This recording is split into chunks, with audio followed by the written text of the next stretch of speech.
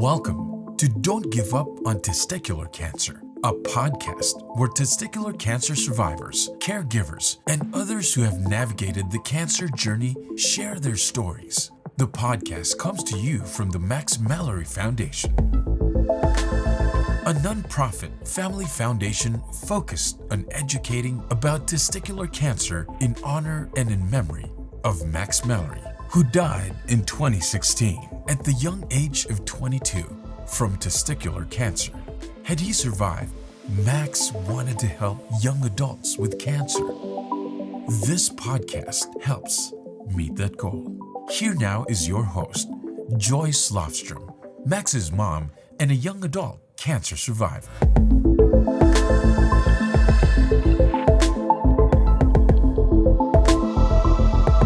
Hey, hi, this is Joyce, and I'm back with Matt Odie, who's our guest on Don't Give Up on Testicular Cancer. And this is part 2 of our conversation. And as you might remember from our previous discussion, we were talking with Matt just about all the health challenges that he went through. And so I know we had just finished talking about, Matt, the coma and how you came out of that after 2 weeks. Maybe you want to pick up there and summarize that, or just go ahead, however you want. Absolutely. So if it's okay with you, me being faith-based, I do have a really powerful story of my faith. I think I had already stated I don't push faith in anybody, but I do have a really powerful story if it's okay with you to just share. That's part of who you are. Awesome. So, my mom, she's a Christian and just, has really instilled a lot of faith into me. But what had happened was when I was in my 2-week coma, you had Lauren, my wife, and my mom and my dad, who pretty much really didn't leave the room unless they had to absolutely, sleep, or Lauren had to go to work, things like that. And my mom, what she did was she set up 3 prayer services while I was in a coma. And basically what that entailed was a lot of friends and family would go to our local church and they would just pray for me. And what I was told was there was hundreds and hundreds of people that would attend these services. And there was even more, thousands of people that they had around the world, just at different churches, different areas praying for me. And no joke, what Lauren would do is, every day she'd come up, she would, come over to me and she would, hold my hand and pray, mostly for healing, for me to wake up and, things like that. And in the middle of the last prayer service, while everyone was praying, at the church, Lauren had came over, she was holding my hand praying, and, thousands of people around the world. That was the moment that I woke up from my coma. And she remember, from what I was told, she kind of feel my hands and stuff start to move. So she ran over to the nurses. She informed them. Not even they were thinking I was awake yet, because, no one had any idea when I was waking up. So they ran, grabbed the surgeon, and they, finally diagnosed that I was coming out of my coma. And for me, it was just such a powerful story, because I felt like this was, God's way of saying, Matt, this isn't the end of your journey. This is a brand new chapter I have for you, from something that is so dark and so difficult. And I think, for a lot of us, if we go through, rock bottom situations, sometimes in order to see the new light, or in order to see the next path in our lives, we sometimes have to go through the most challenging moments in our lives. And, for me, I felt that was God's way of completely transforming my life and start putting me towards the right direction. Right. That's a wonderful story. And, just all that power of prayer that you had all those 2 weeks. I mean, it made a difference. It's good. I mean, and I appreciate that you would share that with us too. So, thank you. Yeah. And of course I don't discredit any medical staff or anybody either. I would never do that. They were absolutely incredible too. But I will say, like you said, there's certain things in life where you can't explain, and it's timing. Right. And I've seen too many other stories, and I've connected with too many other survivors and people who've gone through traumatic experiences to know that, there's external, sources out there, that's just me. So I believe that it was God. Well, no, and I had that experience too. I mean, science is, something we have to pay attention to, but they work hand in hand, so I understand what you're saying. So, so now you're out of the coma. Where do we go next with this? Yeah. So you'd think, okay, man, awesome. Now you're in the right direction. Well, there's a lot more ups and downs to go still. But, unfortunately, about 1 week out of my coma, I had a catheter in my chest and I had a catheter in my neck to relieve, to help with any type of kidney or liver damage. And they thought I was potentially going to be on dialysis for the rest of my life. So they did start to see some improvements, which was kind of a miracle at such a quick time. So what they did was they said, okay, we're going to remove one of the catheters out of your neck. And as they went to do so, I had an arrhythm heartbeat. I ended up falling into cardiac arrest. So they had to do close to 7 to 8 minutes of CPR in me, bring me back to life. And I ended up falling into they seduced me into another 1 week coma. And that right there was, kind of like the icing on the cake. I remember waking up and I almost felt like I was paralyzed at that point because, I had to relearn to completely relive my entire life again. From laying in that ICU bed to taking my first steps took over 2 weeks with multiple nurses helping me. It was a lot of perseverance, a lot of difficult moments, but eventually, after 40 plus days in the ICU, over 53 days in the hospital, I was finally able to persevere. I was finally able to overcome a lot of those obstacles. And a really powerful story, which I don't remember if I did in part one or said this in part one or not, but Lauren and I, my wife, we met on March 17th of 2016. Very special day for us. It is St. Patrick's Day, but it's more than that to us. And for me, I was released from that hospital after over 53 days on March 17th of 2017, exactly 1 year from when we met. Just another miracle of her being in my life. So, that was a very, very special day for us. It's kind of like a really important anniversary day for so many reasons. But even coming out of that hospital, it was a massive, long road and hard recovery ahead of me. I was actually dwindled down from close to 200 pounds from all the swelling and everything that had occurred after my surgery to 110 pounds in just a matter of 2 months. And oh my. Oh. Yeah. Oh, man. Geez. Yeah. So I guess, what was the most challenging part was there's so many things going on. First, I had to deal with the mental struggles of 8 months ago, I was this healthy, young personal trainer with such I felt like, so much life ahead of me. And now, just 8 months later, I'm this dwindled shell type of version of myself that when I look in the mirror, it's just like, it's very discouraging. So I had to work through the limiting beliefs of, am I even worthy enough to heal? Am I worthy enough to get back to where I used to be? And I think that was my first challenge, was just working through a lot of those limiting beliefs and a lot of the mental struggles of anxiety and depression and all of that. And after that, once I was able to kind of work through those, I could then start taking actionable steps towards healing myself. And how I started healing myself was, really about as basic as you could get. Think of just like, I'll give you an example. I had 2 different lawn chairs. And what I was doing, this is when I was learning to walk again. I put one chair at one end of my driveway and one chair at the other end of my driveway. And what I would do is I'd have a cane, I'd get all my strength up, and I'd walk about, 10 meters to get to that chair. I'd sit down, contemplate life for a little bit, try to say, okay, I'm going to get myself back up and get back. And guess what happened though? The next day I pushed that chair a little bit further. And then I just pushed it a little bit further and a little bit further. And next thing you knew, that chair was going out into the sidewalk. That chair was going further and further. And one day I was with my dad and I said, hey, Dad, don't even bring the chair.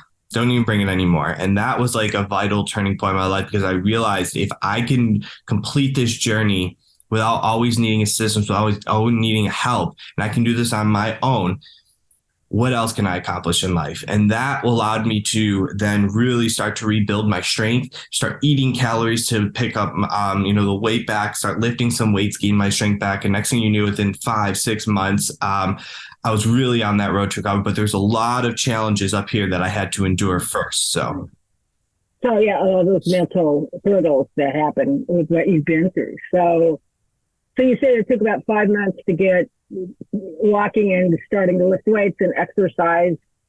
How did you get through the mental hurdles? Did you have a counselor, or what advice on that can you share? Yeah, it's a great question. So I have three key things that, in my opinion, has really, really helped me. Number one is definitely the support system and the people in my life. So finding people, I think in anything in life, when you're trying to go to a next level or you're trying to break through any barriers in your life, you need to surround yourself with people who are going to uplift you, bring you positive energy, and also help you get to that destination. I always say that you are the average of the 5 people that you are around the most. And for me, I was thankful to have an incredible support system in my friends, in my family, and, to help push me forward on those really challenging and difficult days. There's days where you just don't feel like you can do it on your own. So you need to rely on them. Number 2, of course, we'd already talked about this, but is my faith. I truly believe that, at the end, when you start any really challenging journey, and it's kind of it's always going to be a very lonely journey at times, where you may feel like people can't relate to you, or they feel like you're just kind of on your own in this beginning stage of it.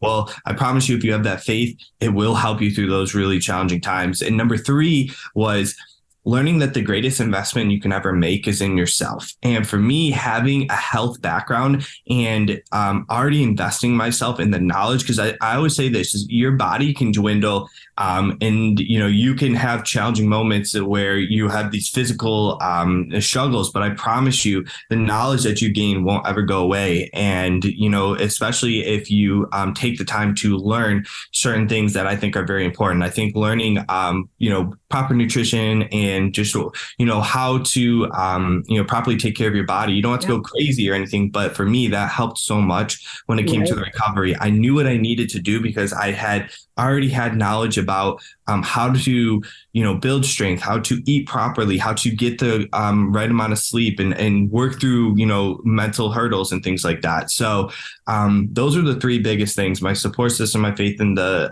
knowledge that I was able to endure along the way. Those really helped me. And for perspective, it really actually took me close to 2 years to fully heal myself. It took me about 3 to 4 months to really start getting that ball rolling, and about 2 years to completely heal my mind and my body. So, and I've read articles about this and talked to some people, but how was it? Because you had that really strong support system through the medical team, and so you get past that and you're on your own now. Do you have any thoughts on that? Because I know some people have felt, and you already had a good personal support system.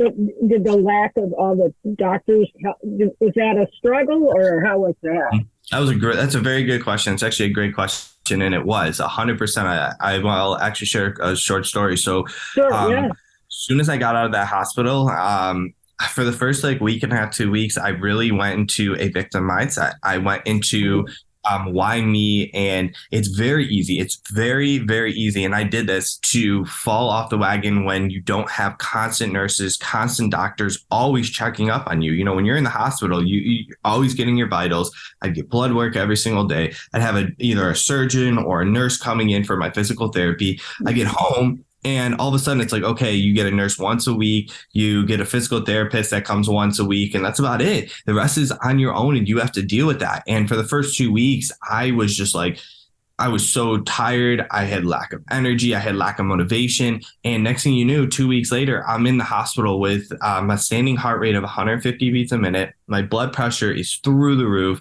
My temperature is over 103 degrees. And I had to stay in the hospital for close to a week because they had to get all of my vitals back down because I wasn't taking care of my body. I was just letting it go down and dwindle. Okay.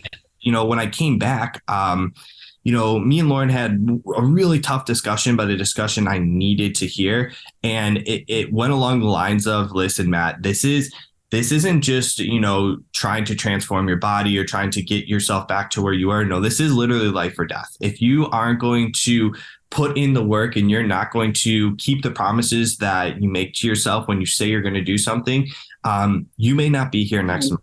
That's the hard truth. So for me, I realized that it was life or death, and it didn't just switch automatically and all of a sudden I was just this magical person, but it was daily wins, just one or two wins a day that compounded into weekly and monthly bigger victories. And then next thing you know, a year comes by, and all those small daily compound wins is what allowed me to really heal myself. And I think that's what I would tell anybody in a health journey or any type of journey you're in healing is focus on today. If you constantly only worry about the future, you're going to create a lot of anxiety. If you're constantly worrying about the past, then you're just going to get depressed. But what you should do is you should learn from the past, stay majority in the present, and use those lessons to plan for your future.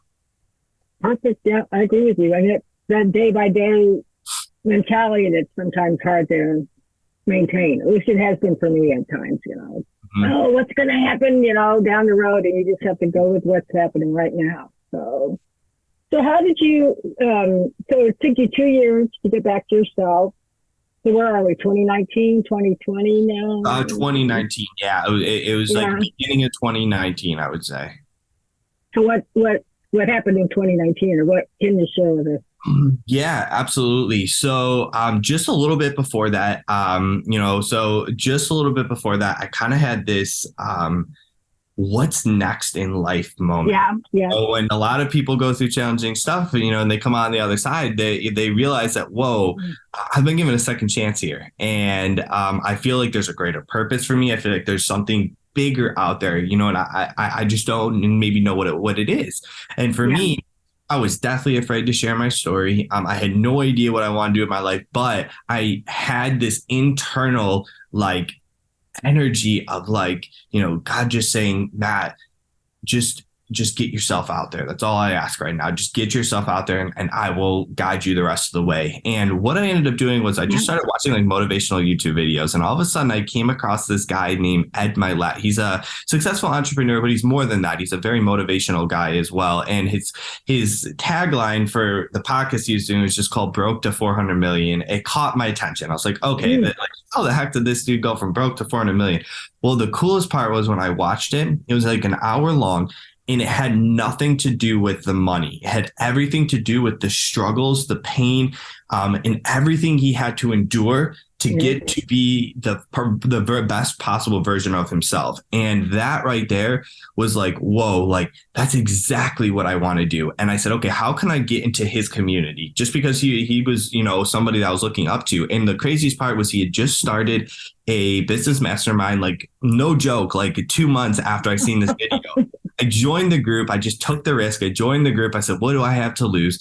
And I started connecting with incredible people. This is the key. If you want to do something, you started connecting with incredible people. And what happened was in the beginning, everyone was just trying to share their story, trying to get to know each other. And when I started sharing my story, everyone was just like, are you a motivational speaker? Are you this? And I was definitely afraid to share it. So, I probably wasn't any good at the time, but it was just probably just because I'd gone through so much. They're just like, well, what do you do? And I'm like, I don't know what I do. And they said, well, you need to start sharing your story. You need to start coaching or helping other people in these similar situations. And I said, okay, so let's just take it one step at a time. So I started to do some public speaking. I started to get myself out there. Next thing you knew, I'm like, okay, how can I monetize this into more of a coaching? So I start coaching other cancer survivors, helping them through their health, helping them through their mindset. Now I built 2 incredible Facebook groups. One is a cancer group with just cancer patients, caregivers, and survivors. In a matter of about 2 years, we've grown it to over 6,000 members. In about a matter of 3 weeks, which I just started, this is all about health and wellness for other individuals who've gone through challenging moments. We're already up to over 300 members in that group. And it's just you got to put yourself out there, but you also need to surround yourself with two different types of people. Somebody who's already done what you're trying to accomplish, and you can say what were the steps they took? Too many people look at like their idol and they try to see their chapter 20 and compare it to their chapter 1. And I say, no, look at their chapter 1 and what did they do to get out of the rut? What did they do in the beginning to get themselves going? And then you can start to learn from that and start using it in your life. And number 2 is finding yourself with people in a group setting like I did that have a similar mission or have a similar mindset that are going to uplift you and want to help you to get to your destination. Because a lot of the times, unfortunately, when you do start to do something bigger with your life, friends and family aren't always going to support you, because sometimes even though they love you the most, they don't understand what you're trying to do. They don't understand your path. And some friends, most of mine are crazy supportive, but you have those 1 or 2 people that just they seem to want to drag you down because it just seems like they can't see the success in their life. So they want to kind of bring you down with them as if he, I knew him from high school. How could he possibly be doing something bigger than what I was able to do, in my life? And it's very few, but it can hurt when you notice some of these people in your life. So what I would say is you have to pay attention to the people that you want to be a part of your journey and who you don't. You make a lot of good points. And one that I'll ask you about or talk about is the group you found on YouTube that broke to, what was it, however many million. And the business group was called Arte. So that was the business group, but it was a video that I found. Yeah. Yeah. And I think it's for people who are entrepreneurs, and I'm thinking I have a PR business. Okay. That's a good point, because to build it, I keep thinking, I need more clients, but really you got to be around other people who need more clients or have, whatever their business is, and get ideas. I mean, it's so basic that you don't think that way. You're being a lot of people about how to move ahead, whatever your next step is. I think that's wonderful. You found that. Thank you. I think networking is so, so important. A lot of the times, when people are like, this person had a lucky break. No, they didn't have a lucky break. What they did was they were able to put themselves out there in uncomfortable positions, and it allowed them to have opportunities that most people wouldn't because they're too afraid to put themselves out there.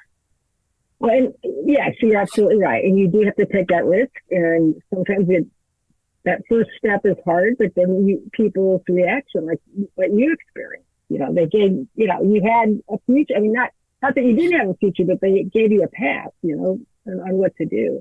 The other thing is like your 2 Facebook groups. And that's how I met you. It was through that. And talk a little bit more about them. I mean, I see the messages and people really do connect and show what's going on, and other people support them. And I haven't seen your second one, so I'm going to have to look for that, and the one on health. So any more you can tell us about those groups. I think Absolutely. They're really valuable. I appreciate that. Yeah. My Facebook groups, I'll tell you right now, the very first one took me about 4 months of courage to be able to do it. Really? Okay. So many limiting beliefs about it, so many limitations that I was putting into my life of, what if, people don't like my message, or what if it just flops and people start judging me? And what if, this just isn't the right path? I'm going to put all this time and energy into it, and it just isn't.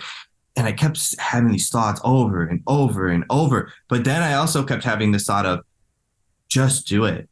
Just take what's called imperfect action, Matt, meaning it's okay to take action. And yes, you're going to fall flat on your face a couple of times and fail along the way. So for me, it took about 3 to 4 months of courage, between Lauren, my dad, and some other people to just say, just do it. I finally had the courage and I got it done. And I'm telling you, it's tough in the beginning. You have to, it's a lot of, putting in a lot of work, but I promise you, the reward that you get of seeing some lives that you're able to change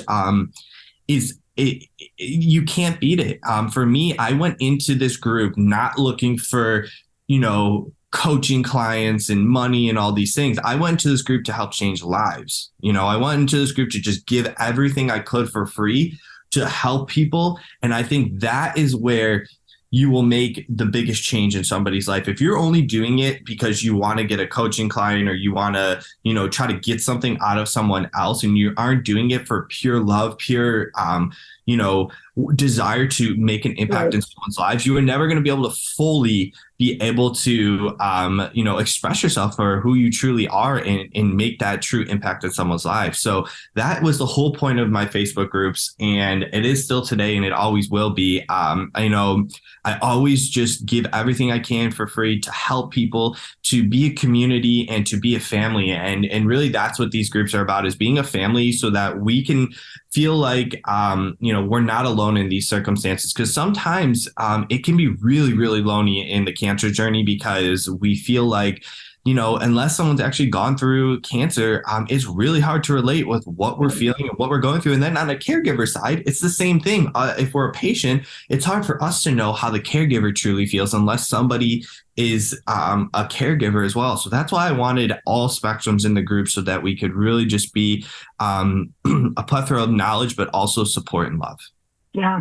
It's good. And you're right. You have to see all sides of the cancer journey. It's the patient, but it's the caregiver as well. And that's great. So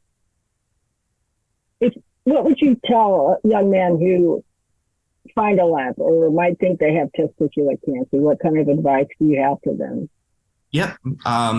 What I would say, number one, so this is the weird part, is I didn't have any symptoms in my testicle, which is super abnormal. Most men, if you have a symptom down in your testicle area and it lasts more than a week or two, please just go get yourself checked out. Doesn't mean you have testicular cancer or anything like that, but it's very important to go get yourself checked out. For me, I had massive back pain. Really, I would say for men and women, get a physical every year.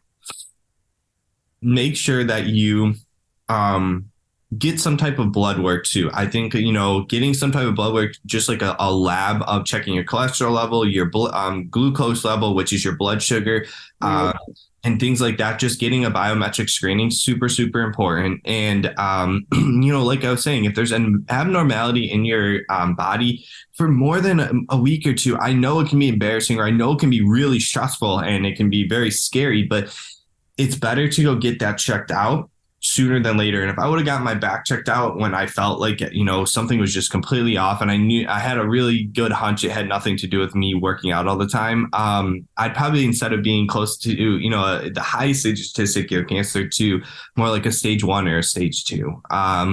So that's all I would say. And testicular cancer is most prevalent in 18 to 35-year-olds. So, if you're in that age range, just pay attention. You can even do your own self-exam, Right. So just always be aware, always be conscious, but don't be worried all the time. Just be conscious of what's going on. That's all. See, I think you mentioned the self-exam, and so many of the men I've talked to didn't do that. I mean, I would say out of almost 50 people, maybe 3 need to do that, or had somebody guide them to do, like a tailor said, you need to do that. And I think that's a big area of improvement. With the doctors too, with the pediatricians and any doctor just checking that. I mean, what was your experience with, if I can ask, like with Max, I know nobody questioned that he only had one testicle. Nobody worried that it was like, oh, well, where's the other one? I mean, and I just found, in hindsight, I find that odd now, wrong. So. Yeah. So are you saying, like, did I do my own self-examination, or are you like, what? Yeah, I mean, anything. Question? Did you have doctors growing up that checked you, or did anybody? I did. Yeah. So I played a lot of sports. I think if you're in sports, you every year you generally. Okay. Yeah, that's true. Yeah. You get a physical. But as you start getting into your, out of high school, a lot of people stop playing sports. So guess what? You're kind of on your own, and not a lot of guys out there. This is why I say it's so important in your young 20s. Yeah. Go get yourself checked out, because we think we're invincible. We go to less doctor visits. Chances are you're not even. I know a lot of 20-year-olds that haven't gone to a doctor's office in 5, 6, 7 years, And it's like, listen, you don't have to go because you're sick. You could go just to get a physical or get some type of yearly blood work. I think it's so important to get a biometric screening every year. And that just gives you your basic levels. And it shows that you're either healthy or there's some ways you can improve. And then they'll just do a basic exam. It's not like they're going crazy or anything. It's super quick. It's not hard. And I think just once a year, it's not going to kill you. If anything, it's just going to be a very positive thing for your life.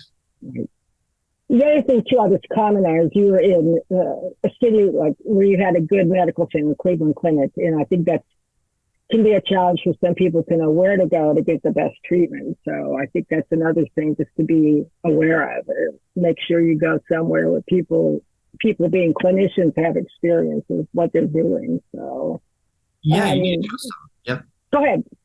Oh no, you're good. I was just gonna say you just need to trust your physician, and if you don't, then do some research and find some places where you do find that you can connect. Because I'm gonna tell you right now, there's some doctors that I never was able to connect with, and I'm not afraid to switch over to a different doctor that I feel like I actually can open up or I can express my thoughts and concerns to them because they feel like they're listening. And some doctors kind of just, you feel like they're just going through the motion, or they, you can't connect to them on a certain level. So find somebody that you really feel you can trust in there. Yeah, I agree.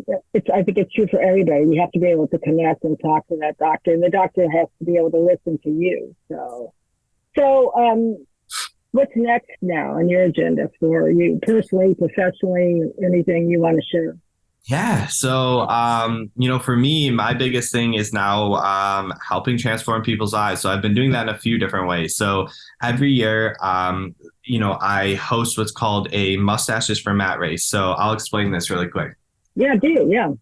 So what it is ever since I started chemotherapy, when I first started, my friends, they noticed I was losing all my hair and everything really quickly. And for me, I had this really dirty mustache that I was like, I'm keeping on because this is the last bit of hair I got left. So all the guys and, my friends, dads, everyone were like, we're going growing mustaches with you for the rest of your chemotherapy.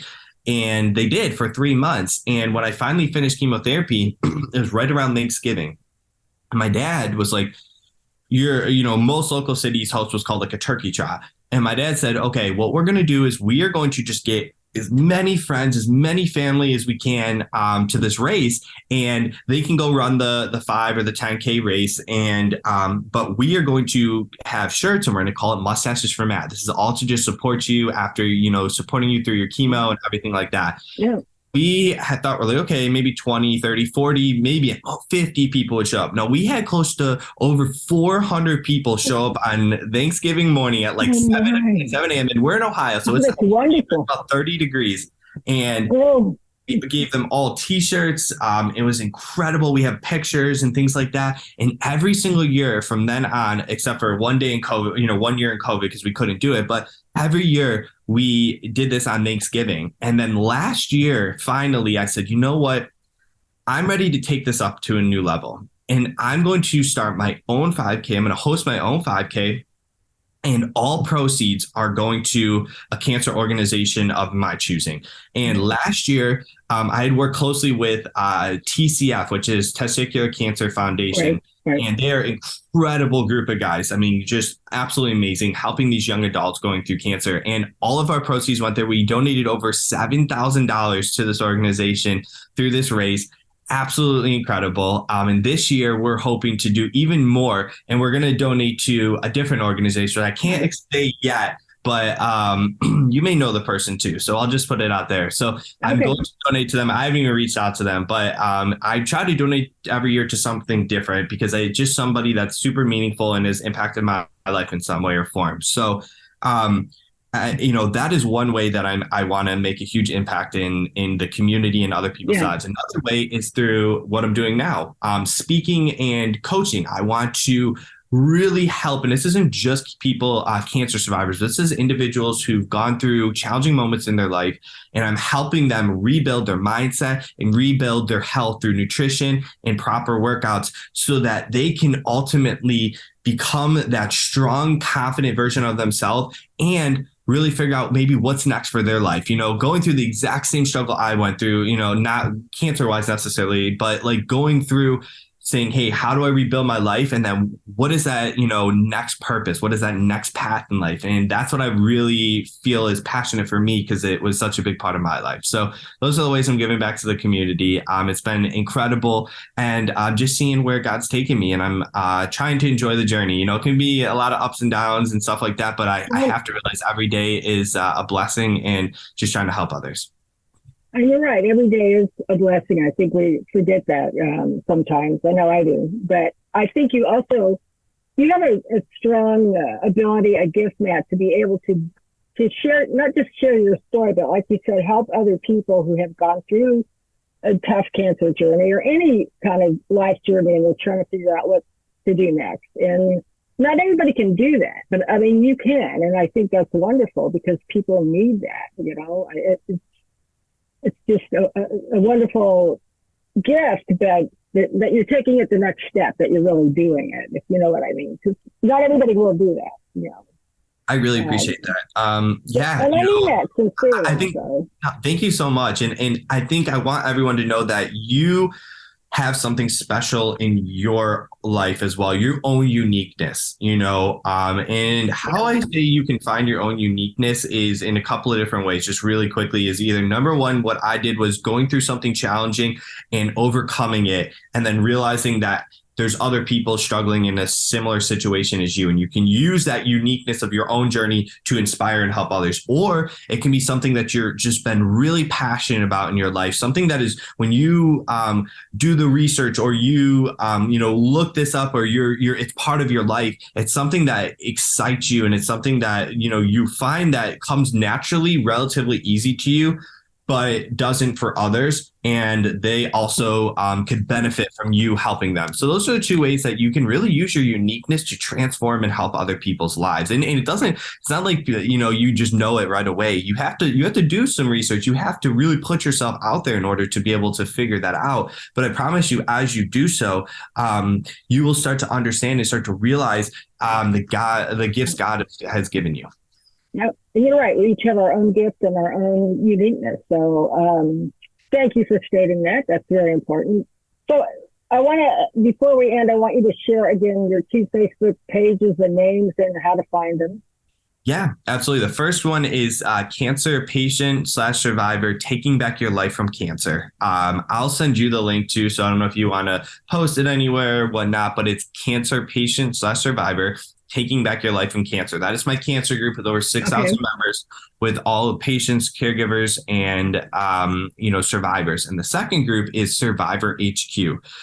Survivor HQ is just the brand name that I decided to go with, and it's like I said, it's all about transforming your life as a survivor and becoming the best version of yourself, mentally, emotionally, physically, to help you figure out where your next path and purpose is in life. Perfect. My last question. So what song, when you hear it, do you just have to sing along to it? Oh, man. Gosh, that's a great question. You put me on the spot here. Oh, boy. I have a lot of really good songs, but I don't know, like, what song I have to sing along to. Well, I'll say mine and give you time to think. Because I'm a big Beatles fan, and I always, like that. Any Beatles song, I'm singing along. So that's great. I don't know why, like, We Are the Champions. Is that Queen who sings that? Yeah. I don't know what it is, but it just came to my head. That was the first thing that came to my head. If it comes on, I'm singing it. So it's I know it's like everyone's heard that song before, but it is. Beatles are great too. I grew up with my parents. Absolutely. My mom loved the Beatles. So that great, band. So yeah, they are forever. So anyway, I think this is good, Matt, and I appreciate all the time you took, and we'll get your story out there on our video podcast. And thank you. And I hope maybe in a year come back and tell us what's happening.